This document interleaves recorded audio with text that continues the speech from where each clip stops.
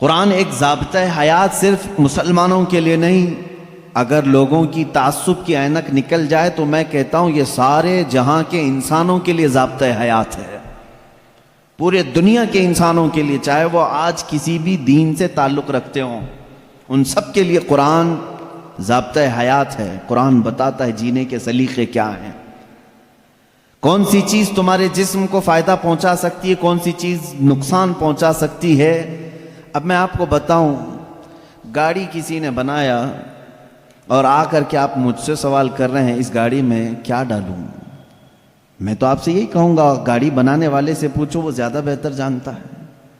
عزیزان گرامی، آج یہی حال ہمارا ہے، ہمیں پوچھنا یہ چاہیے تھا کہ میرے جسم کا نظام کون سی غذاؤں سے بہتر چلے گا، اے مولا تو ہی بتا، اس لیے کہ تو نے مجھے بنایا ہے۔ اور اللہ سے پوچھنا ہو تو قرآن کھولنا ہوگا، اس مولا نے بہت پہلے ہی تمہیں سارے ضابطے بیان کر دیے۔ اب ایک بات یہ بھی سمجھ کر کے چلیں، بنانے والے نے جو تمہیں ٹرمز کنڈیشن اور جو رولز ریگولیشن بتائے ہیں اس کے خلاف استعمال کرو گے تو مشین کا کیا ہونا ہے وہ سب تمہیں معلوم ہے۔ جا کر کے کار خرید کر کے لائے اور اس کے ساتھ بکلیٹ بھی ملی تھی، انہوں نے کہا تھا کمپنی والوں نے یہ کار پیٹرول سے چلتی ہے، ہو سکتا ہے آپ کے پاس پیسے زیادہ تھے، آپ نے کہا نہیں میں گھی ڈال کے چلاؤں گا، آپ نے پیٹرول کی بجائے کہا کہ نہیں میں تو مٹی کا تیل ڈالوں گا یا میٹھا تیل ڈالوں گا، کھانے والے تیل ڈالوں گا۔ اس گاڑی کا حشر کیا ہونا ہے وہ آپ کو معلوم ہے۔ کیوں؟ اگرچہ آپ کے دماغ میں گھی اور مہنگا ہے لیکن وہ مشین کے لیے سوٹیبل نہیں ہے۔ اسی طرح اے مسلمانوں، اے مومنوں، اللہ تبارک و تعالیٰ نے تمہارے جسم کو بنایا ہے، ایک ایک رگ کو، ایک ایک بال کو اس نے پیدا کیا ہے، وہ بہتر جانتا ہے کہ تمہارے جسم کے لیے کون سی چیز سوٹیبل ہے۔ اس کے بتائے ہوئے تعلیمات کو چھوڑ کر کے اگر تم دنیا کی سنو گے تو ظاہر سی بات ہے یہ ایسی ہی ہے جیسے بنانے والے کو چھوڑ کر کے دوسرے سب کے پاس جا رہا ہے آدمی۔ آپ سب دنیا کے اصول جانتے ہیں، پیٹ درد ہو، سر درد ہو، پیر درد ہو، کہیں پر بھی کچھ ہو جسم، تو آپ کسی کسان کے پاس بھی نہیں جاتے، انجینئر کے پاس بھی نہیں جاتے، حالانکہ کسان کھیتی باڑی بہت جانتا ہے، اسے جا کر پیٹ درد کیوں نہیں بتاتے، اس سے کیوں نہیں کہتے کہ آپریشن کر دو، آپ کو معلوم ہے وہ پھوڑے سے آپریشن کرے گا۔ انجینئر کے پاس آپ نہیں جاتے اپنے جسمانی بیماریوں کو دکھانے کے لیے، اس لیے کہ آپ کو معلوم ہے امراض جسمانی سے جس کا تعلق ہے وہ ڈاکٹر ہوتا ہے، اسی سے پوچھنا چاہیے کیونکہ وہ ہمارے جسم پر ریسرچ کر چکا ہے۔ عزیزان گرامی وقار، دنیا میں یہ فارمولہ تم عمل کرتے ہو تو پھر یہ بات یہاں کیوں نہیں تسلیم کرتے کہ پوری باڈی کو، ہمارے پورے شریر کو، پورے جسم کو جس نے بنایا ہے ہم اسی سے اپنے متعلق کیوں نہ پوچھیں، میری روح کس سے بڑھتی ہے، میرا جسم کس سے بڑھتا ہے، میرے دل کی دھڑکنیں کس سے قابو میں رہتی ہیں، مجھے کون سی چیز زبان کے اندر لینی ہے، کس چیز سے مجھے بچنی ہے۔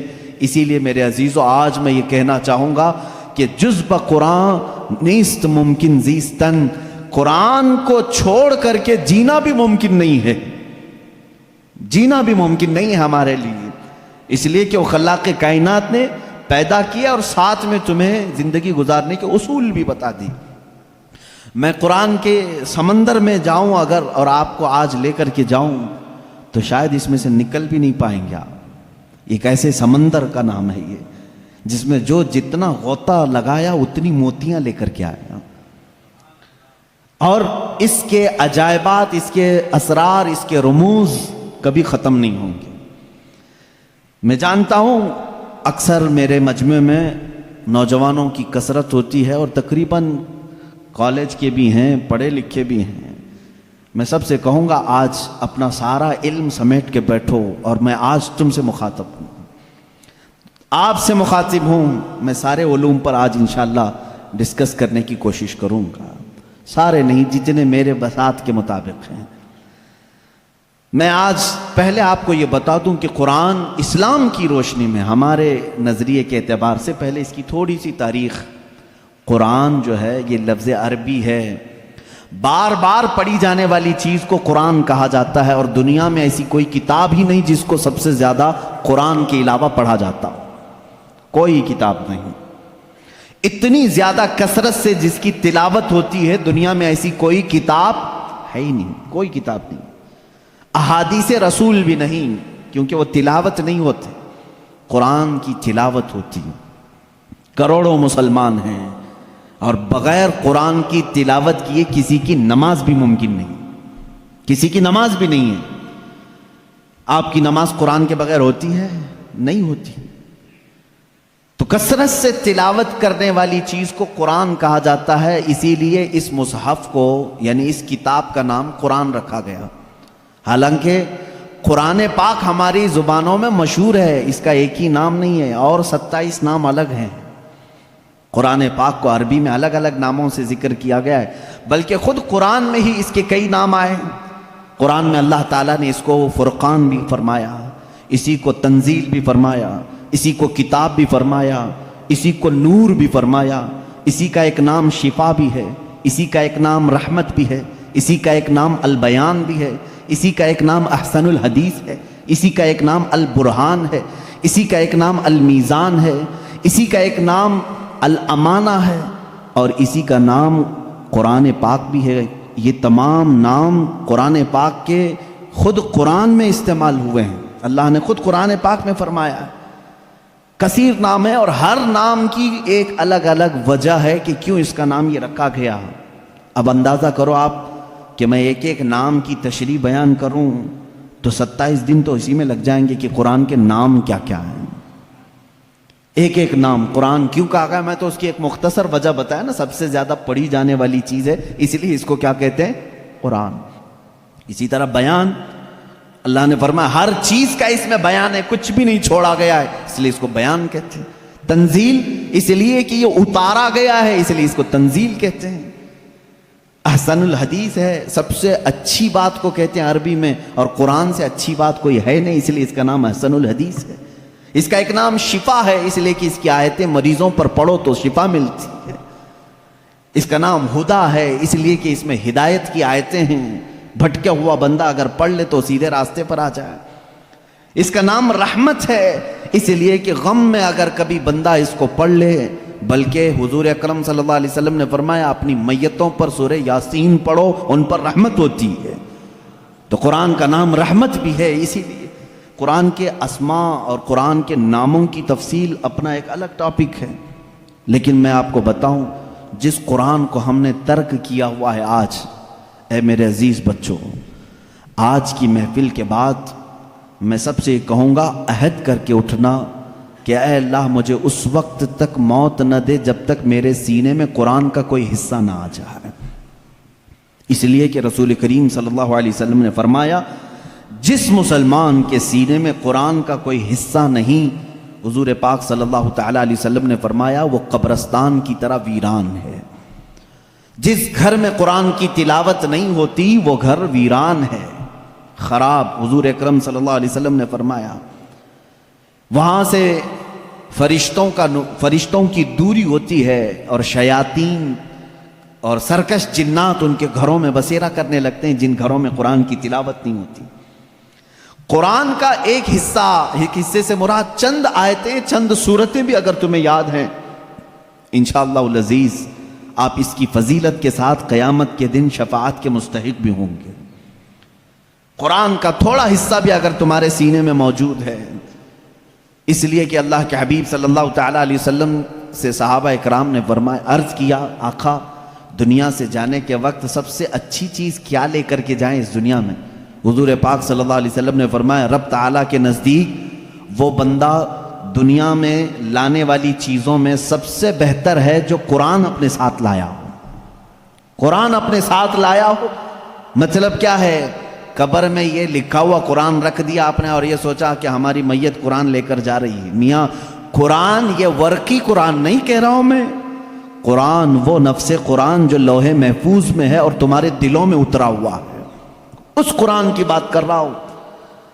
وہ قرآن جس نے بھی اپنے سینے میں رکھا اور اللہ کی بارگاہ میں گیا، اس کی سفارش قرآن کی مردود نہیں ہوتی۔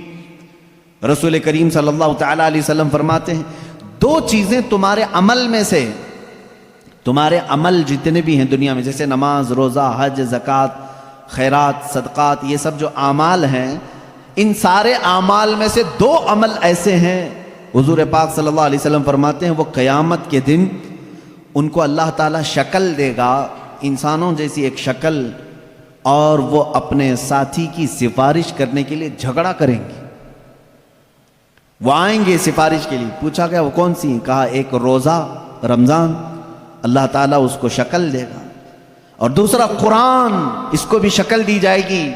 حضور اکرم صلی اللہ تعالی علیہ وسلم نے فرمایا جس کے حق میں یہ دونوں نے سفارش کر دی اس پر جنت واجب ہو گئی، اور جس کے خلاف آ کر کے یہ دونوں کھڑے ہو گئے، میرے آقا صلی اللہ علیہ وسلم فرماتے ہیں پھر اس پر دوزخ میں جانا لازم ہو جائے گا۔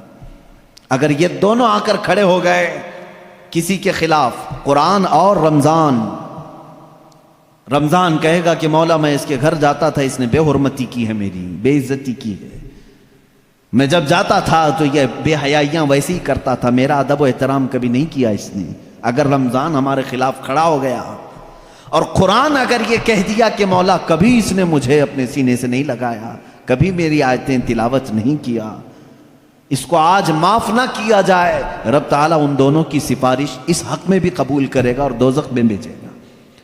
اللہ کے رسول صلی اللہ تعالی علیہ وسلم جو سید المعصومین ہیں، بخشے ہوئے ہیں، وہ دعا یہ کرتے تھے اللہم اجعل القرآن حجتا لنا لا حجتا علینا، اے اللہ قرآن کو قیامت کے دن ہمارا سفارشی بنا، ہمارے خلاف مقدمہ کرنے والا نہ بنا۔ اندازہ کرو رسول کریم صلی اللہ تعالی علیہ وسلم جب یہ دعا فرماتے تھے، اس قرآن کو تم ہلکا نہ سمجھو۔ اے مسلمانوں، سوچنے کی بات ہے، تمہارے پاس 1000 کتابیں نہیں ہیں، ایک ہی قرآن ہے جس سے ساری امت کو جوڑا گیا ہے۔ اور حد تو یہ بھی ہے، اسلام میں اسلام کے نام پر 70 سے زیادہ فرقے بنے، بہت فرقے بنے، ہر صدی میں کچھ نہ کچھ فرقے جنم لیتے رہے اور مرتے بھی رہے، آج بھی ہیں 70 سے زیادہ فرقے پائے جاتے ہیں، بلکہ خود شیعوں میں 70 فرقے ہیں، خوارج میں الگ فرقے ہیں، ان کے علاوہ اور دوسرے فرقے جیسے قادیانی ہیں، بدعقیدہ ہیں، جو اسلام کی کچھ نہ کچھ بنیادی چیزوں سے انحراف کرتے ہیں۔ لیکن میں آپ کو بتاؤں، تقریباً جتنے اسلامی فرقے ہیں سب کا اتفاق ہے کہ قرآن یہی ہے، کوئی اور نہیں۔ یہ 30 پارے جو قرآن کے ہیں اس پر سب کا اتفاق ہے۔ یہ بھی قرآن کا ایک معجزہ ہے، دوسرے سارے مسئلوں میں اختلاف چل رہا ہے، لیکن قرآن کا الف لام میم سورہ فاتحہ سے شروع ہو کر والناس پہ ختم ہونے میں تقریباً سارے فرقے اس کو تسلیم کرتے ہیں۔ شیعوں کا ہمارا اختلاف ہے، اہل حدیث سے اختلاف ہے، دیوبندیوں سے اختلاف ہے، رافضیوں سے اختلاف ہے، قادیانیوں سے اختلاف ہے، لیکن جا کر کے سارے مکاتب فکر میں آپ دیکھیں سب کے ہاں یہی قرآن پڑھا جاتا ہے، یہی قرآن ہے۔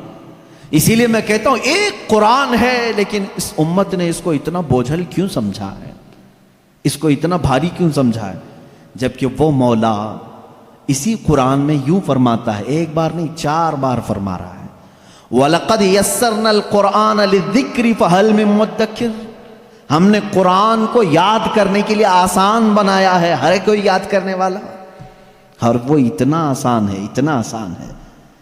میں نے خود دیکھا ہے کہ وہ بچے جن کو ابھی سوجھ بوجھ بھی نہیں آتی، سمجھ بوجھ بھی نہیں آتی، وہ بھی جب قرآن یاد کرنے لگ جاتے ہیں تو ان کے سینوں میں قرآن اتر جاتا ہے۔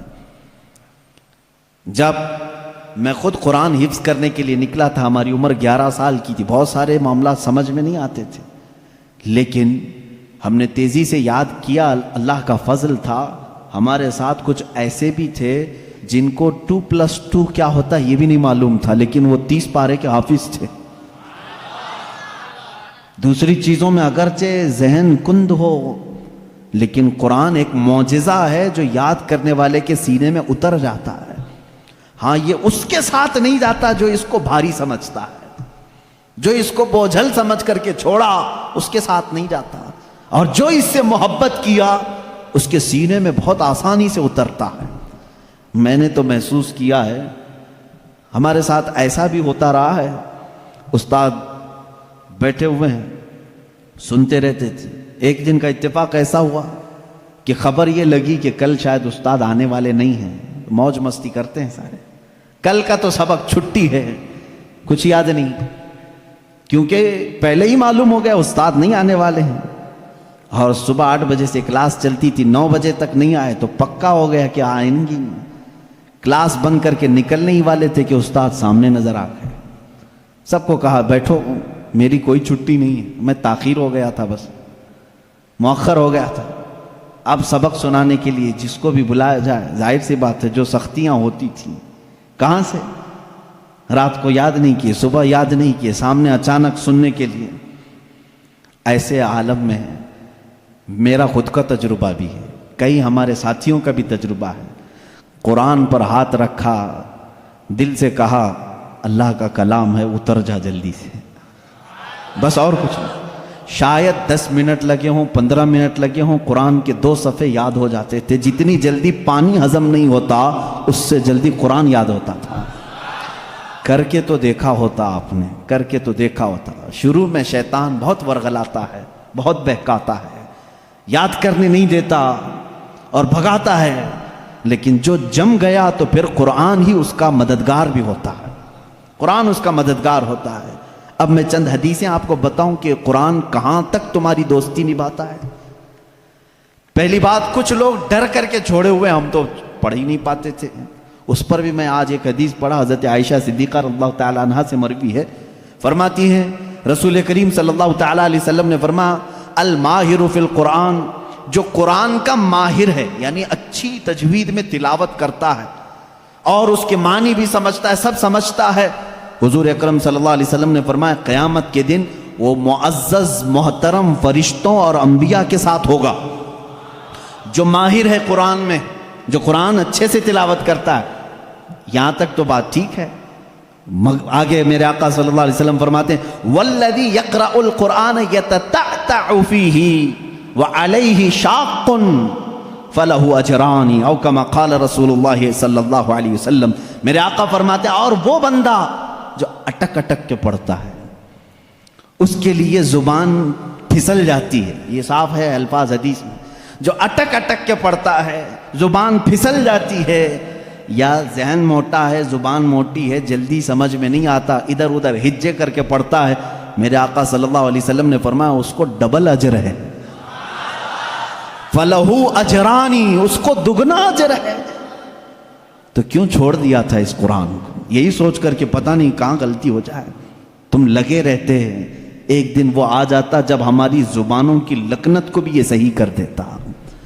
قرآن پاک علاج بھی ہے، شفا بھی ہے، دوا بھی ہے، رزق بھی ہے، رحمت بھی ہے۔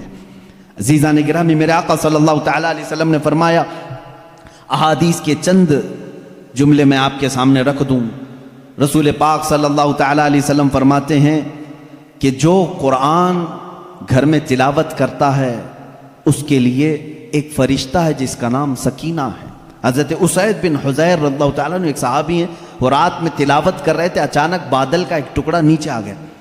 بادل کا ٹکڑا کبھی نیچے آپ نے دیکھا نہیں ہوگا، اس میں کیا ہوتا ہے معلوم ہے؟ جیسے فریج کھولنے کے بعد بہت تیز شبنم جیسی ٹھنڈک رہتی ہے، اس طرح بادلوں کو کچھ جمی ہوئے پانی اور برف جیسی چیزیں گھیری ہوئی رہتی، ایک ٹکڑا ان کے اوپر آ گیا۔ حضرت اسید ڈر گئے، ان کا گھوڑا ہنانے لگا، تیزی سے اچھل کود کرنے لگا، اور وہ قرآن پڑھ رہے تھے اس وقت، اور انہوں نے قرآن چھوڑ دیا، اور صبح حضور اکرم صلی اللہ علیہ وسلم کے دربار میں آئے، کہا یا رسول اللہ صلی اللہ علیہ وسلم مجھے ڈر لگ رہا ہے، رات کو میں چھت پر بیٹھ کر قرآن پڑھ رہا تھا، صرف میری بیوی ہے اور میرے گھر میں ایک گھوڑا ہے، مجھے ڈر یہ لگا کہ آسمان سے کچھ برس جائے گا اور میں ہلاک ہو جاؤں گا۔ بادل کا ٹکڑا یہاں تک آ گیا تھا، سر تک آ گیا تھا، اور میرا گھوڑا بھی دیکھ کر کے ہنانے لگا، اچھل کود کرنے لگا، یہ کیا معاملہ ہے؟ اللہ کے حبیب صلی اللہ تعالیٰ علیہ وسلم نے فرمایا، مسکرایا، کہا اسید تلاوت چھوڑ کیوں دیا؟ اور پڑھتے رہتے ہیں، اس لیے کہ وہ فرشتہ ہے جسے قرآن سننے کا بہت شوق ہے، جب بھی کوئی قرآن تلاوت کرتا ہے تو آسمانوں سے اتر آتا ہے، یہاں تک کہ میرے آقا صلی اللہ علیہ وسلم نے فرمایا فجر کی نماز میں آؤ، اپنے منہ صاف کر کے آؤ، اپنے منہ کی بدبو نکال کر کے آؤ۔ پوچھا کیوں؟ فرماتے ہیں میرے آقا صلی اللہ علیہ وسلم جب تم نمازوں میں قرآن کی تلاوت کرتے ہو کچھ ایسے فرشتے ہیں وہ اپنا منہ تمہارے منہ سے لگا دیتے ہیں، تو منہ کی بدبو نہ ہو، فرشتوں کو تکلیف نہ ہو، اس لیے کہ وہ قرآن سننے کے شوقین ہیں۔ جب تم تلاوت کرتے ہو تو وہ اتر جاتے ہیں اور تمہارے منہ سے اپنا منہ لگا لیتے ہیں۔ قرآن کی یہ برکت ہے میرے عزیزوں، دوسری کتابوں کے لیے کہیں ایسی فضیلت نہیں ملتی۔ یہ تو میں دائرہ اسلام میں موجود میرے آقا صلی اللہ تعالیٰ علیہ وسلم کی بتائی ہوئی حدیثیں آپ کو پہلے بتا رہا ہوں، میں پھر دنیاوی معاملات میں بھی آؤں گا کہ قرآن کہاں کہاں ہماری رہنمائی کرتا ہے۔ پہلے تو ہم اپنے دائرے میں دیکھیں، ہم چھوڑے ہوئے ہیں نا اس کو۔ اقبال نے کہا تھا وہ زمانے میں معزز تھے مسلمان ہو کر، آج تم خار ہوئے ہو تاریک قرآن ہو کر، آج تم خار ہوئے ہو تاریک قرآن ہو کر، قرآن چھوڑ کر کے ہی ذلیل ہوئے ہیں، باقی اور کوئی وجہ نہیں ہے۔ اللہ تبارک و تعالیٰ نے جو مقدس چیز تمہارے لیے اتاری پچھلی امتوں کو کبھی یہ چیز نہیں ملی، قرآن جیسی برکت کسی امت کو نہیں ملی جو امت مصطفیٰ صلی اللہ علیہ وسلم کو ملی۔ تورات آئی ہے، انجیل آئی ہے، زبور آئی ہے، سب کو معلوم ہے نا، آسمانی کتابیں آئی۔ جاؤ اے مسلمانوں ڈھونڈ کر کے لاؤ تورات کا ایک نسخہ جو موسیٰ علیہ السلام پر اترا تھا، ڈھونڈ کر کے لے آؤ انجیل کا ایک نسخہ کہ جو عیسیٰ علیہ السلام پر اترا تھا، زبور کا ایک نسخہ لکھ کر کے آؤ۔ آج وہ کتابیں ناپید ہیں، اور اگر ہیں تو اس میں اختلاف۔ خود عیسائیوں کے ہاں 4 قسم کی انجیلیں پائی جاتی ہیں، یہودیوں کے ہاں تورات اولڈ ٹیسٹمنٹ میں، یونان والوں کا الگ، فلاں جگہ کا الگ، جرمنی کے الگ، UK کے الگ، امریکہ کے الگ۔ جا کر کے دیکھو گے تو ان کے نسخوں میں الگ الگ تبدیلیاں ہیں۔ زبور نام کی جو کتاب تھی داؤد علیہ السلام پر، وہ کہاں ہے؟ اس کی کتنی آیتیں غائب، کسی کو نہیں پتا۔ لیکن دنیا میں اگر خالد ہمیشہ رہنے والی کوئی کتاب ہے تو قرآن مقدس ہے۔ تم جاؤ امریکہ میں بھی تمہیں یہی قرآن ملے گا جو سورہ فاتحہ سے شروع ہو رہا ہے، عرب میں جاؤ یہی قرآن ملے گا جو والناس پہ ختم ہو رہا ہو، ہندوستان میں آؤ یہی قرآن ملے گا جس کے درمیان میں سورہ کہف ہے۔ کہیں پر بھی جاؤ قرآن اسی طرح سے آج موجود ہے۔ تمہیں ڈرنے کی ضرورت ہے مسلمانوں، قرآن کہیں ضائع نہیں ہوگا، کہیں ضائع نہیں ہوگا۔ آج کچھ لوگ یہ سوچتے ہیں کہ قرآن کو ہم مٹا دیں گے، خاک مٹا دیں گے، خاک مٹا دیں گے۔ تم جیسے بہت آئے، تمہارے سے بڑے بڑے بلکہ سڑے سڑے بھی آئے، قرآن کا کچھ نہیں کر سکے، اس لیے کہ اس کے حفاظت کی ذمہ داری خود اللہ نے لی ہے۔ قرآن میں خود فرماتا ہے اِنَّا نَحْنُ نَزَّلْنَا الذِّكْرَ وَإِنَّا لَهُ لَحَافِظُونَ، ہم نے ہی قرآن کو اتارا ہے اور ہم ہی اس کی حفاظت کرنے والے ہیں۔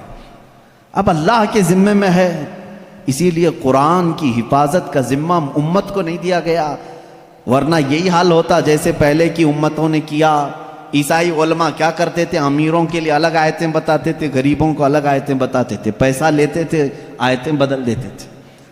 اگر امت کے حوالے یہ قرآن بھی چھوڑ دیا جاتا تو دنیا دار زر خرید مولوی وہ قرآن کو بھی بیچ دیتے ہیں، حکومت کو راضی کرنے کے لیے آیتیں بدل دیتے ہیں، لیکن اللہ نے امت کے حوالے نہیں رکھا، خود اپنے حفظ و امان میں رکھا ہے۔ قرآن کو کوئی بدل نہیں سکتا، لا تبدیل لکلمات اللہ، رب تعالیٰ خود فرما رہا ہے اللہ کے ایک کلمے میں بھی تبدیلی نہیں۔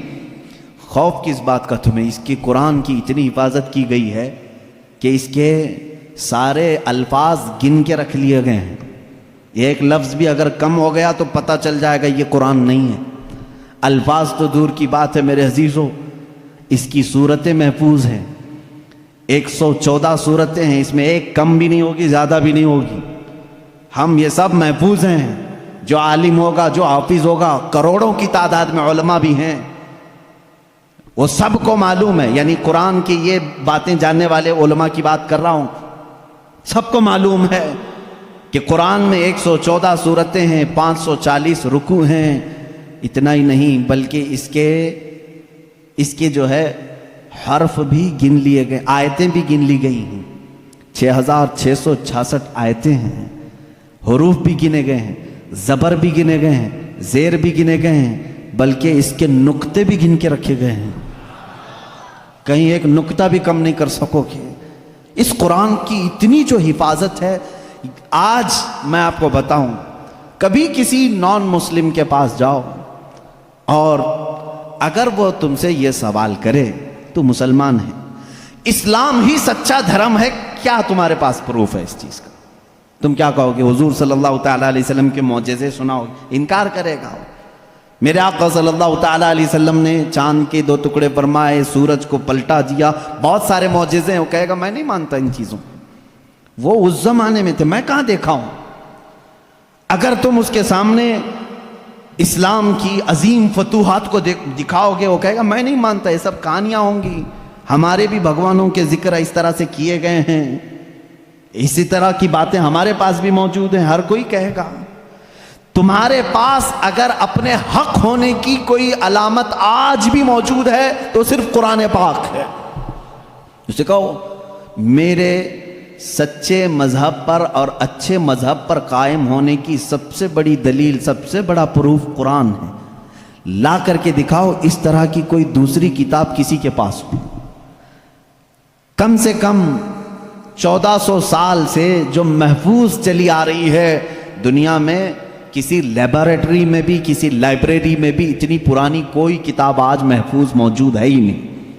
یہ میری بات نہیں، ساری دنیا کا جو دوسرے ریلیجن سے تعلق رکھتے ہیں ان کا بھی یہی قول ہے کہ قرآن سے زیادہ محفوظ اس دنیا میں اب کوئی چیز نہیں رہ گئی۔ اس کی حفاظت کو اللہ نے اس طرح سے ترتیب دے کر فرمایا ہے کہ مسلمان اپنے بچوں کو حافظ قرآن بناتے ہیں اور اس کی حفاظت میں لگے ہوئے ہیں۔ اللہ تعالیٰ نے سینوں کو چنا ہوا ہے اس قرآن کی حفاظت کے لیے۔ خیر میرے عزیزوں، احادیث کریمہ میں یہ ہے، حضور اکرم صلی اللہ تعالیٰ علیہ وسلم فرماتے ہیں قیامت کے دن ایک بندہ آئے گا جو قرآن تلاوت کرتا تھا، اس کے حساب کی باری آئے گی تو رب تعالیٰ اس سے فرمائے گا اقرأ القرآن وارتقی ورتل، اے بندے قرآن یہاں پر بھی پڑھ جیسے دنیا میں پڑھتا تھا، جیسے تو قرآن پڑھتا تھا یہاں پر بھی پڑھ، اور جب تک وہ پڑھتا رہے گا رب تبارک تعالیٰ فرماتا ہے ورتقی ورتل، ایک آیت پڑھ ایک درجہ اوپر، دوسری آیت پڑھ دوسرا درجہ اوپر، تیسری آیت پڑھ تیسرا درجہ اوپر۔ جنت میں وہ درجے طے کرتا جاتا رہے گا، جہاں جا کر کے وہ قرآن کی تلاوت ختم کرے گا کہا جائے گا یہی تیرا درجہ ہے۔ میرے آقا صلی اللہ تعالیٰ علیہ وسلم سے پوچھا گیا کہ کیا یہ قرآن جب تک وہ تلاوت کرتا رہے گا اس کے درجے بلند ہوتے رہیں گے؟ حضور اکرم صلی اللہ علیہ وسلم کی حدیث میں ہاں، میں نے جنت میں دیکھا ہے قرآن کی تلاوت کرنے والوں سے اوپر کسی کا درجہ آیا ہی نہیں، کیونکہ یہ تلاوت کرتے کرتے، کیونکہ جو کچھ بھی جنت حاصل کرنے کا آپشن ہے نا وہ دنیا میں ہی تو ہے۔ تم اتنی نمازیں پڑھو تو یہ جنت ہے، اتنے روزے رکھو تو یہ جنت کا دروازہ تمہارے لیے، حج کرو تو یہ جنت کا دروازہ تمہارے لیے، سارے آپشن جنت حاصل کرنے کے دنیا میں ہیں۔ یہ دارالعمل ہے، مرنے کے بعد عمل ختم ہو جائے گا، لیکن قیامت میں صرف ایک عمل ہے جس کو پھر رب تعالیٰ ریپیٹ کروائے گا۔ وہاں نہیں کہا جائے گا نماز پھر سے پڑھ کے دکھا، حج کر کے دکھا، روزہ رکھ کے دکھا، ختم ہو گئے اعمال، لیکن قرآن پڑھنے والے کو کہا جائے گا اب بھی چاہتا ہے تو پڑھ اور اوپر چل جا اور بڑھتا جا۔ تو جس کو قرآن آتا ہوگا وہ پڑھتا جائے گا اور درجے طے کرتا جائے گا۔ یہ فضیلتیں میرے آقا صلی اللہ تعالیٰ علیہ وسلم نے سنائی، اور یہ جو حدیثیں میں ذکر کر رہا ہوں متفق علیہ اور صحیح احادیث آپ کے سامنے ذکر کر رہا ہوں۔ یہاں تک کہ حضور اکرم صلی اللہ تعالیٰ علیہ وسلم کی ایک حدیث ہے، قیامت کے دن وہ بچے جنہوں نے قرآن کو اپنے سینے میں رکھا تھا وہ بلائے جائیں گے، اللہ کا کلام یاد کیا، تو جب وہ آئیں گے تو رب تبارک و تعالیٰ ان بچوں کو بعد میں فرمائے گا ان کے والدین کے سر پر پہلے تاج رکھا جائے۔ البس والداہ تاجن یوم القیامت، رسول کریم صلی اللہ علیہ وسلم فرماتے ہیں قیامت کے دن ایسا تاج پہنایا جائے گا جس سے سورج کی روشنی بھی پھیکی پڑے۔ اہل محشر پوچھیں گے یہ کیا نبی ہیں، یہ صدیق ہیں، یہ کون ہیں؟ تو فرشتے کہیں گے نہ یہ نبی ہیں، نہ صدیق ہیں، نہ شہداء ہیں، بلکہ صرف ایک حافظ قرآن کے ماں باپ ہیں، صرف ایک حافظ قرآن کے ماں باپ ہیں۔ جب ماں باپ کو تاج پہنایا جا رہا ہے تو جس کے سینے میں قرآن تھا اس کو کیا کیا جائے گا؟ رب تعالیٰ اس کے لیے فرماتا ہے، میرے آقا صلی اللہ علیہ وسلم نے فرمایا اس حافظ قرآن کو بلایا جائے گا اور اس سے کہا جائے گا ایسے 10 لوگ تیرے خاندان کے جن پر دوزخ میں جانا واجب ہو گیا، ان کا ہاتھ پکڑ، صرف اس کی برکت سے میں ان کی جہنم کی سزا کو معاف کر کے تیرے ساتھ جنت عطا کروں گا۔ اس کی سفارش قبول کی جائے گی۔ لیکن یاد رکھیں میرے عزیزو، حافظ قرآن قرآن کی آیات پر عمل کرتا ہو، اس کا ادب بھی کریں، احترام بھی کریں۔ آج زمانے میں حفاظ قرآن کے ساتھ بہت ہی برے سلوک دیکھنے کو ملتے ہیں۔ یاد رکھنا قیامت کے دن وہ اس عذاب میں مبتلا ہوں گے جو قرآن کی بے حرمتی کرنے والے کا عذاب ہوگا، کیونکہ وہ حافظ قرآن کی بے ادبی کرتے ہیں۔ ہمارے بزرگان دین جو سلف صالحین ہیں، میں نے پڑھا بھی ہے، بزرگان دین کا طریقہ تو یہ ہوتا تھا کہ اگر کوئی حافظ قرآن زمین پر بیٹھا ہے تو وہ کبھی اوپر نہیں بیٹھتے تھے۔ ہاں اگر وہ خود حافظ قرآن ہیں تو پھر دونوں کے معاملات ایک طرح کے ہیں، لیکن کوئی حافظ قرآن نہیں ہے اور کوئی حافظ نیچے بیٹھا ہے تو علماء بزرگان دین اس کو بے ادبی محسوس کرتے تھے۔ اللہ کا کلام سینے میں لے کر وہ نیچے ہے اور بغیر حفظ قرآن کیا ہوا اوپر بیٹھا ہے، اس کو بزرگان دین نے بے ادبی محسوس فرمائی۔ بہرحال قرآن ایک ایسا جامع نظام اللہ تعالیٰ نے تمہیں عطا کیا اور اس کی فضیلتیں میں نے بتائی۔ اور سب سے بڑی بات کیا ہے معلوم ہے؟ قرآن اللہ نے اتارا، آیتیں ساری چیزیں میرے آقا صلی اللہ علیہ وسلم پر اترتی رہیں۔ اس کی پہلی آیت جو اتری اقرا بسم ربک الذی خلق، غار ہرا میں واقعہ آپ کو معلوم ہوگا۔ میرے آقا صلی اللہ تعالیٰ علیہ وسلم پہاڑ پر ایک غار ہے، آج بھی مکہ کے کنارے، غار ہرا اس کو کہتے ہیں، جبل نور، وہاں پر عبادت کے لیے جایا کرتے تھے۔ جبرائیل امین ایک رات آئے اور روایات یہ بتاتی ہیں کہ وہ 17 رمضان المبارک کی رات تھی۔ آ کر کے انہوں نے حضور اکرم صلی اللہ علیہ وسلم سے صرف اتنا کہا اقرا، پڑھو۔ آپ صلی اللہ علیہ وسلم نے فرمایا ما انا بقاری، میں نہیں پڑھنے والا۔ بعض بے وقوف اس کا ترجمہ یوں کرتے ہیں مجھے پڑھنا نہیں آتا۔ حضور اکرم صلی اللہ تعالیٰ علیہ وسلم کو پڑھنا نہیں آتا۔ آپ نے جبرائیل امین نے سینے سے سینہ لگایا اور پھر کہا اقرا، کہا پڑھو۔ میرے آقا صلی اللہ علیہ وسلم نے وہی جواب دیا۔ 4 بار اس طرح سے ہوا، چوتھی مرتبہ جو ہے جبرائیل امین نے صرف اقرا نہیں کہا۔ اقرا کا مطلب کیا ہوتا ہے؟ پڑھ، یا آرڈر ہے، آرڈر پڑھ۔ لیکن جبرائیل امین نے جب یہ کہا اقرا بسم ربک الذی خلق، پڑھ اس رب کے نام سے جس نے پیدا کیا، میرے آقا صلی اللہ علیہ وسلم نے پڑھنا شروع کیا۔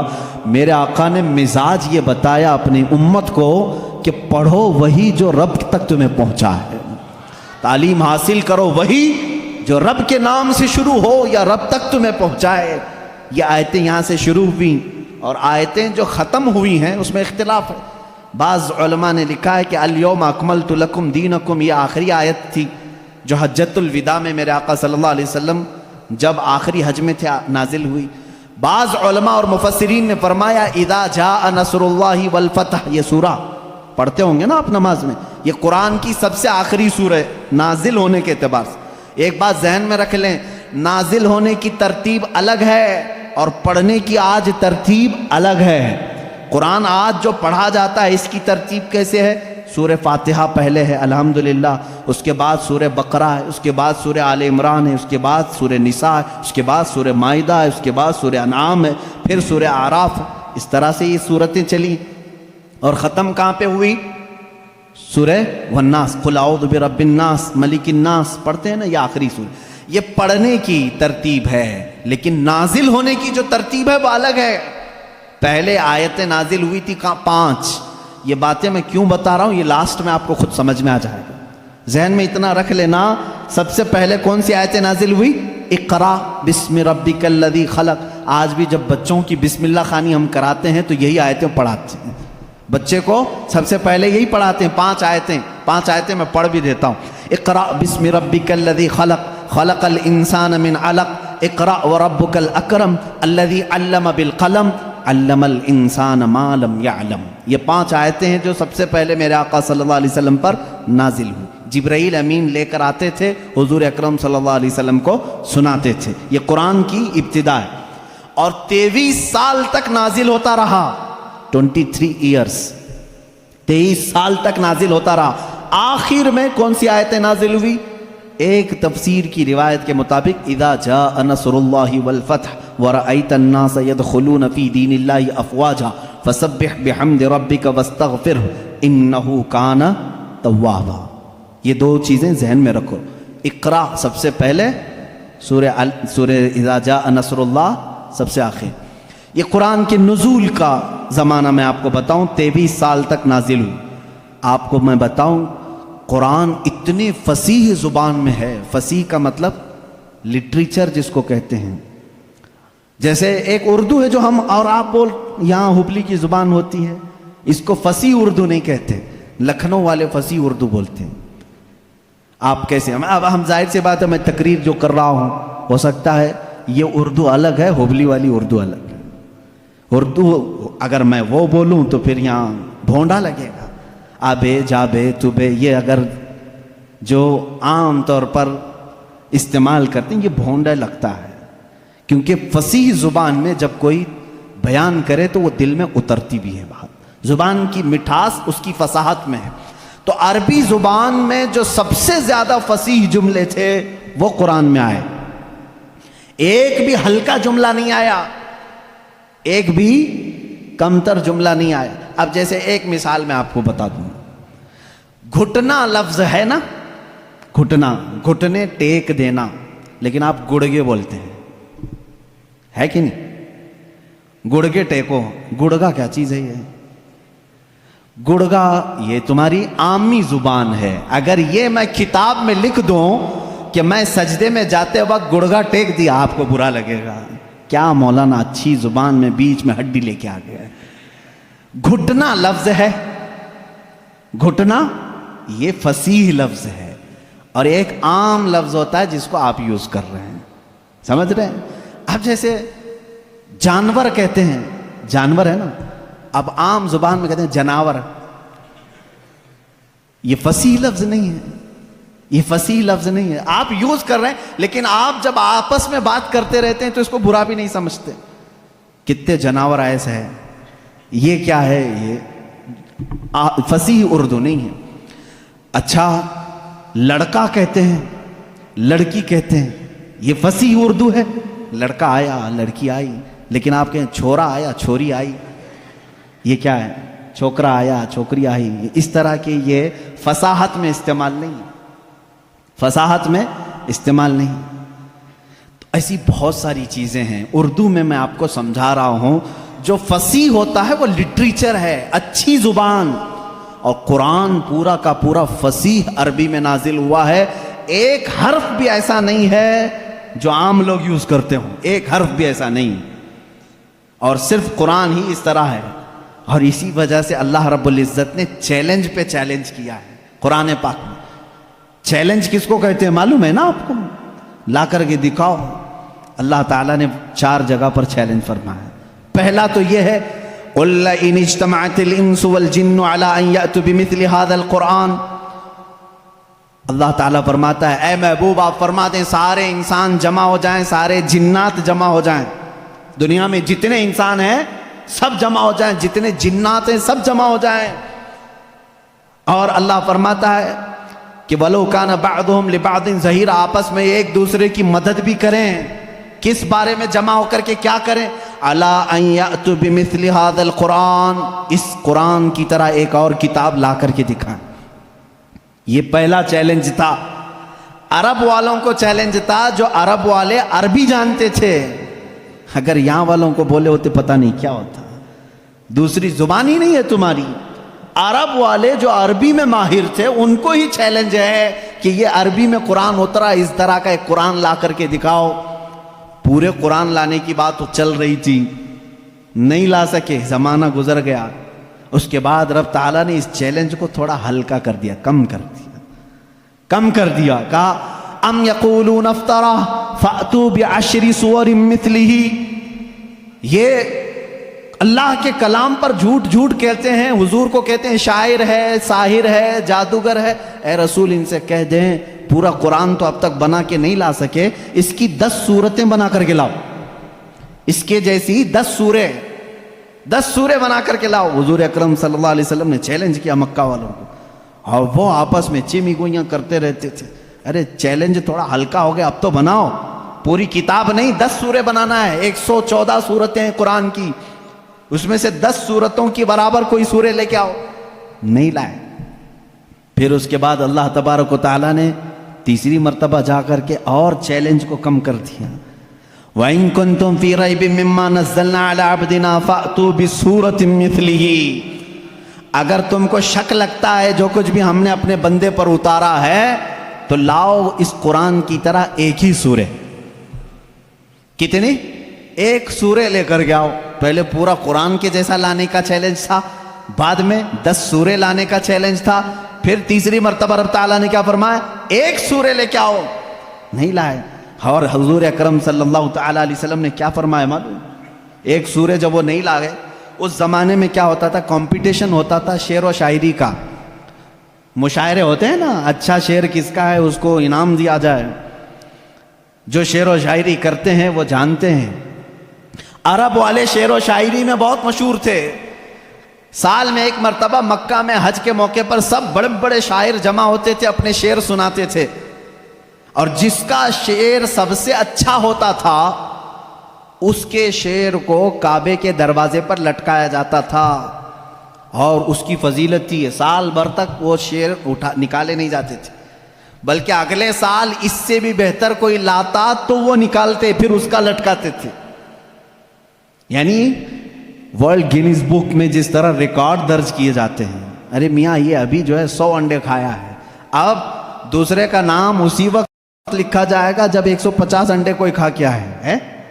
وہاں ریکارڈ بنانے کے لیے شعر و شاعری ہوتی تھی, اور مکہ میں خانہ کعبہ کے دروازے پر لٹکائے جاتے تھے. وہ ہر سال کا معمول تھا. ایک سال میرے آقا صلی اللہ تعالیٰ علیہ وسلم نے لکھا, انا اعطیناک الکوثر فصل لربک وانحر ان شانیک هو الابتر. 3 آیتیں ہیں, ایک چھوٹی سورہ ہے. لے جا کر کے میرے آقا صلی اللہ علیہ وسلم نے خانہ کعبہ کے دروازے پر لٹکایا.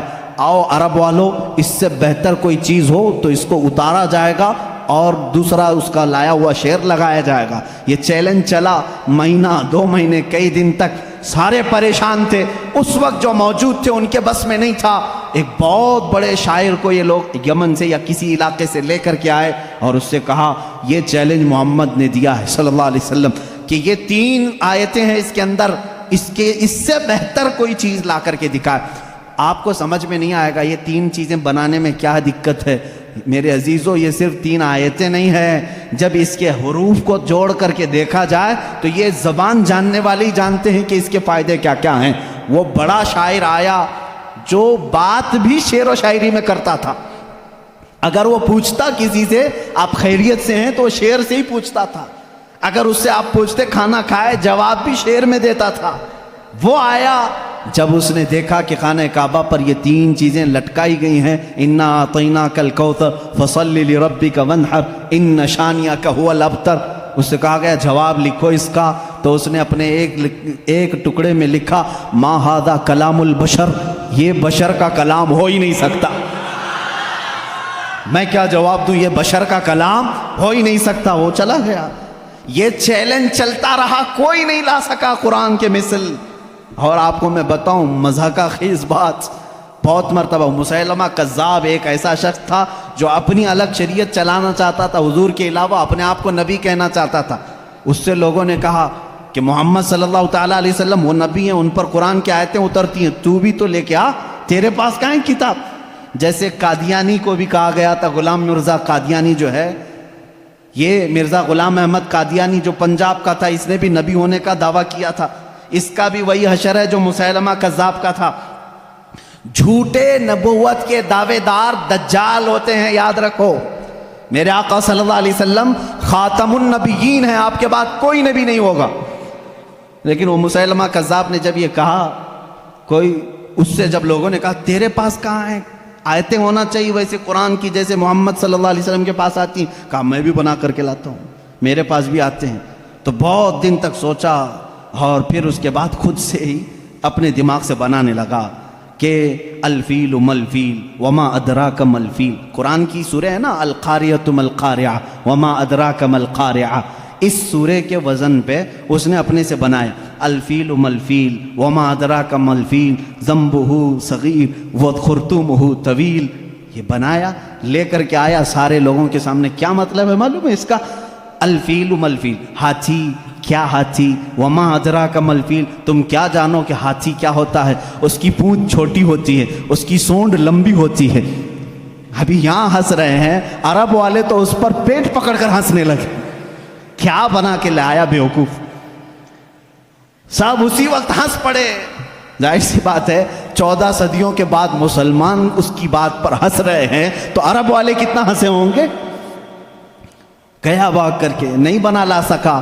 اب اس کے بعد عرب مکہ والے بڑے بڑے جو مالدار تھے وہ لوگ جمع ہوئے اور کہا جو بھی عرب کے بڑے بڑے شاعر ہیں ان کو لاؤ، پیسے دو اور بناؤ کچھ بھی. ہمارے لیے جینا دشوار کر کے رکھی ہیں یہ آیتیں. یہ چیلنج پہ چیلنج دے رہے ہیں اور ہم بنا کر کے لا نہیں پا رہے ہیں. پورے شاعروں کو جمع کی، ان کو بڑے بڑے نذرانے دی. کتنا چاہیے پیسہ؟ سب لو، جاؤ اس کے برابر بنا کے لاؤ. وہ سب گئے شاعر اور گئے، کھا پی کر کے موٹے ہوئے. اگلے سال آئے، کچھ بھی نہیں لے کے آئے. سال بھر ہو گیا. پورے سیٹوں نے پھر کہا لائے نہیں، کہا نہیں، بن ہی نہیں پایا. تھوڑے اور پیسے دے دو، اگلے سال بنا کے لائیں گے. پھر پیسے ان کے اکاؤنٹ میں جمع ہوئے ہوں گے اس زمانے میں، جو بھی اکاؤنٹ رہا ہو. پھر دیے. جیسے آج شاعروں کو پہلے اکاؤنٹ میں ڈالنا پڑتا ہے، اس لیے میں لفظ اکاؤنٹ کا ذکر کر رہا ہوں. ان کو اور پیسے دیے، پھر پیسے لیے اور گئے. جا کر کے دوسرے سال، اب ظاہر سی بات ہے اب تو مار کھاتے، نہیں لاتے پیسے. پچھلے سال کے بھی بقایا تھے، اس سال بھی تھے. اس سال وہ آئے اور کہنے لگے کہ ویسا بن تو نہیں پایا، قرآن کے جیسی کوئی سورہ بنی تو نہیں. ہاں البتہ کچھ عیب ملے ہم کو قرآن میں جو فصیح نہیں ہے. فصیح ابھی میں نے بتایا نا، فصیح کس کو کہتے ہیں؟ جو ہائی لیول کی زبان ہے. اور اگر عام لوگ یوز کرتے ہیں اس چیز کو تو اس کو کہتے ہیں یہ فصیح نہیں ہے، یہ عام لفظ ہے.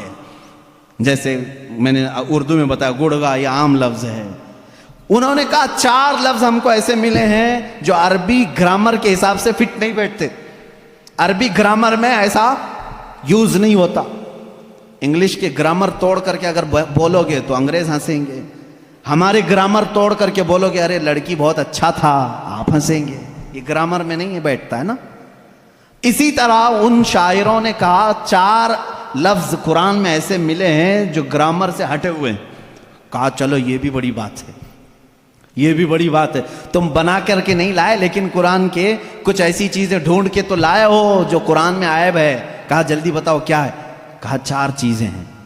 توجہ چاہتا ہوں میرے عزیز، یہ ذہن میں رکھنا. حضوا ایک لفظ آیا ہے. ان جاہلوں نے کہا، وہ شاعروں نے، بڑے بڑے شاعر تھے، حضوا نہیں یوز کرتے عربی میں، استہزاء یعنی مذاق کے لفظ کو کیا کہتے ہیں عربی میں؟ استہزاء. لیکن قرآن میں حضوا یوز ہوا تو انہوں نے کہا حضوا یہ عام لفظ ہے، یہ ایسا نہیں یوز ہونا چاہیے تھا. کہا دوسرا کیا ہے؟ جلدی بتاؤ. کہا کبیر بڑے کو کہتے ہیں لیکن قرآن نے اس کو کبار کہا ہے. کبار کون یوز کرتا ہے؟ ان شاعروں نے کہا کبار یہ گرا ہوا لفظ ہے، کبیر یوز کرتے ہیں. اچھے لوگ جو ہیں وہ کبیر یوز کرتے ہیں، کبار نہیں. 2 لفظ ہوئے، حضوا، کبار. پھر تیسرا لفظ انہوں نے کہا لشیئن آتا ہے.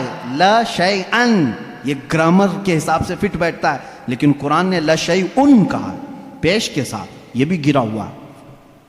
پھر کہا اچھا اور کیا ملا؟ کہا عجیب ہوتا ہے. جیسے کوئی بھی عجیب چیز کو دیکھتے ہیں عربی میں بھی اس کو عجیب کہتے ہیں، عجیب. لیکن قرآن نے اس کو عجاب کہا ہے. عجاب یہ گرا ہوا لفظ ہے. عجاب کہاں آتا؟ یوز نہیں ہوتا عرب میں.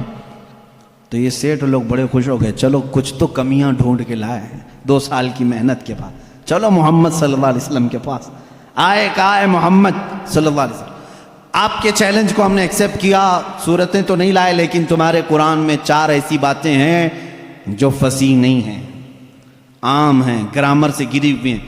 حضور صلی اللہ تعالیٰ علیہ وسلم نے پوچھا بھی نہیں کیا ہے کیا نہیں. کہا میں تم سے بات نہیں کروں گا، تم سے بات نہیں کروں گا. تم اور میں ہوں نا، ہمارے دونوں کے بیچ میں کوئی ایک بڑا فیصلہ کرنے والا ہونا چاہیے. کون طے کرے گا؟ کون طے کرے گا کہ یہ عربی گرامر کے حساب سے فٹ بیٹھتے ہیں کہ نہیں بیٹھتے ہیں، فصیح ہے کہ غیر فصیح ہے؟ تو حضور صلی اللہ تعالیٰ علیہ وسلم نے یہ فیصلہ بھی ان کے ہی حوالے کر دیا، جاؤ تم ہی ڈھونڈ کے لاؤ کوئی ایسا بڑا آدمی جو میرے اور تمہارے درمیان فیصلہ کرے گا۔ تو انہوں نے کہا ٹھیک ہے ڈھونڈتے ہیں۔ ڈھونڈ کر کے جانتے ہو کس کو لائے ہو؟ ایک 97 برس کا بڈھا تھا، 97 ایئرز کا۔ وہ اپنی لینگویج کو اتنی محفوظ رکھتا تھا کہ شہر کی لینگویج مکس نہ ہو جائے، اس کے لیے وہ پہاڑوں پہ رہتا تھا۔ اس کو اپنی لینگویج پر فخر تھا، اس سے زیادہ عرب میں کوئی فصیح آدمی نہیں تھا۔ اگر اس کی طرف سے کوئی بات آئی تو پورے عرب میں وہ قانون بن جاتی تھی، یہ لینگویج بہت فصیح ہے، فلاں بوڑھا جو 97 سال کا وہ بولتا ہے۔ تو یہ لوگ گئے، سارے سیٹھ اور شاعر اس کے پاس گئے، کہا ہمارے اور محمد صلی اللہ علیہ وسلم کے درمیان میں ایک مقدمہ ہے، آپ کو فیصلہ کرنا ہے۔ انہوں نے کچھ بتایا ہی نہیں تھا کیا ہے کیا نہیں ہے۔ اس بوڑھے کو منا لیا اور وہ بوڑھا اتر کے آیا، پہاڑوں سے اتر کر کے حضور کے پاس آئے۔ اب فیصلہ ہونا تھا۔ اب توجہ چاہتا ہوں، 4 لفظ ہے نا، حضوا، کبار، لشیء، عجاب، یہ 4 ورڈ ہیں، ان کا دعویٰ تھا۔ اس بوڑھے کو لے کر کے آئے فیصل بنا کر کے۔ حضور صلی اللہ علیہ وسلم کے پاس جب وہ آیا تو حضور بیٹھے ہوئے تھے، اور عرب میں بڑے لوگ آتے ہیں تو کھڑے ہو کر کے استقبال کرتے تھے۔ حضور اکرم صلی اللہ علیہ وسلم نے نہیں استقبال کیا، اٹھے ہی نہیں، آپ بیٹھے رہے۔ وہ بوڑھا آیا، دیکھتا رہا، اور اس کے بعد آ کر کے اپنی جگہ بیٹھ گیا۔ حضور کھڑے ہو گئے۔ وہ جب بیٹھا حضور کھڑے ہو گئے، وہ بچک کر کے پھر کھڑا ہو گیا۔ بوڑھا تھا، حضور صلی اللہ علیہ وسلم بیٹھ گئے، پھر وہ بھی بیٹھا۔ تھوڑی دیر وہ ادھر بیٹھا تو میرے آقا صلی اللہ علیہ وسلم نے فرمایا نہیں ادھر آ کے بیٹھو۔ اس کو اٹھایا، پھر ادھر بیٹھایا۔ تھوڑی دیر ابھی وہ بیٹھا تھا، پھر حضور نے فرمایا یہاں نہیں، ادھر آ کے بیٹھو، ادھر ہی ٹھیک تھا۔ اس کو پھر ادھر اٹھایا۔ بھائی 97 سال کے بوڑھے کو اگر بار بار اٹھاؤ گے بٹھاؤ گے سنک جائے گی، کیا ہوگا؟ پھر اس کے بعد اس کو حضور نے کہا تیسری مرتبہ، ارے نہیں آمنے سامنے بات کرنا اچھا، یہاں سے اٹھو سامنے آؤ۔ ارے میاں اب تو اس کی حالت خراب ہو گئی، اٹھا اور غصے میں بولنے لگا، یا محمد انی شیخ کبار اتتخذنی ہزوا وان منکم ھذا لشیء عجاب۔ اس بوڑھے نے کیا کہا معلوم ہے؟ اے محمد انی شیخ کبار، میں بوڑھا آدمی ہوں، اتتخذنی ہزوا، کیا تم میرا مذاق کر رہے ہو؟ وَإِنَّ مِنْكُمْ هَذَا لَشَيْءٌ عُجَابٌ، اور ایسا معاملہ تمہارے سے یہ بہت عجیب لگتا ہے۔ چاروں ورڈ اس نے ایک جملے میں یوز کیے۔ حضور اکرم صلی اللہ علیہ وسلم نے ان شاعروں کی طرف دیکھا، لائے بھی تو اس کو لائے ہو جو قرآن کی باتیں ہی یوز کر رہا ہے۔ بیچارے اب ان کے پاس منہ جھکا کر جانے کے علاوہ کیا چاہ رہا تھا؟ فیصلہ ہو گیا اس دن۔ یہ بوڑھا جو بات کہتا ہے وہ فصیح بات کہتا ہے۔ بعد میں اس بوڑھے کو پتہ بھی نہیں تھا کہ یہ لوگ لائے کس بات کے لیے تھے، کس چیز کا فیصلہ کرنے کے لیے لائے تھے۔ ہو سکتا ہے بعد میں جا کر کے اس کو بہت جھگڑا ہوا ہوگا کہ ہم تو یہی 4 باتوں کو یہاں پر تمہیں بتانے کے لیے لائے تھے کہ قرآن میں غیر فصیح وہی بول کے آ گئے۔ خیر یہ ایسا ہی ہوا جیسے کسی بچے کو باپ یہ کہہ کر کے گھر پہ آنے والے سے کہتے ہیں کہہ دینا ابا سو رہے ہیں، ہاں؟ سامنے کوئی گھر کے باہر آتا ہے تو بچہ جا کر کے کہتا ہے ابا کہہ رہے ہیں ابا سوئے ہیں۔ یہی بات ہوتی ہے۔ اسی طرح سے اس کے ساتھ بھی معاملہ ہوا ہوگا۔ بہرحال قرآن کا چیلنج برقرار رہا اور آج تک باقی ہے۔ آج کے اس ڈیجیٹل لائف میں بھی کوئی قرآن کا یہ مثل لا نہیں لا سکا۔ وہ کتاب تمہارے پاس ہے میرے عزیزو۔ اللہ رب العزت نے اس کتاب کے اندر کتنے علوم کا سمندر رکھا ہے، کبھی آپ نے سوچا ہے؟ یہ وہ لوگ تھے جو عرب لا نہیں سکے، لیکن جو سمجھ بوجھ رکھتے تھے انہوں نے قرآن کا مطالعہ شروع کیا اور اس میں سے جواہر نکالے، موتیاں نکالی۔